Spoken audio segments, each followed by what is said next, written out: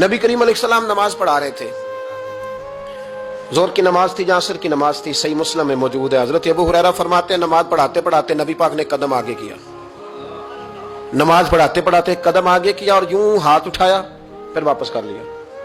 اب نماز پڑھ کے نا تو سلام پھیرا تو صحابہ عرض کرنے لگے یا رسول اللہ صلی اللہ علیہ وسلم وہ نماز میں پیر بھی آگے کیا تو ہاتھ بھی اٹھایا، تو وجہ کیا تھی؟ پہلا سوال تو یہ ہے کہ آپ لوگ نماز پڑھ رہے تھے یا حضور کو دیکھ رہے تھے؟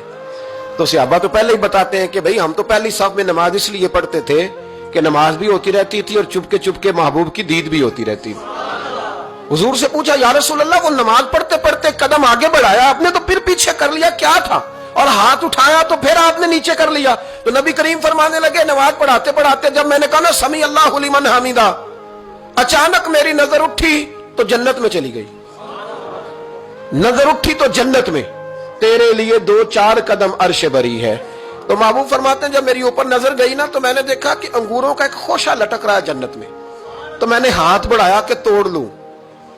حضور کھڑے ہیں مسجد نبوی میں اور فرماتے ہیں کہ میں یہاں کھڑے ہو کے ہاتھ اونچا کروں تو میرا جنت تک پہنچ جاتا ہے۔ فرمایا میرا ارادہ ہوا کہ وہ خوشہ جنت کا توڑ لوں، اور ذرا میں نے پیر آگے بڑھایا ہی تھا تو میرے دل میں خیال آیا کہ جنت راز ہے تو راز ہی رہنی چاہیے، یہ راز کھول گیا تو مزہ نہیں آئے گا، تو میں نے پھر وہ ہاتھ واپس کر لیا۔ صحابہ کہتے ہیں جب نبی کریم نے یہ بیان کیا تو ہمارے چہرے نے تجسس سے کھیل اٹھے، تجسس سے ہم کوئی بات اور بھی سننا چاہتے تھے۔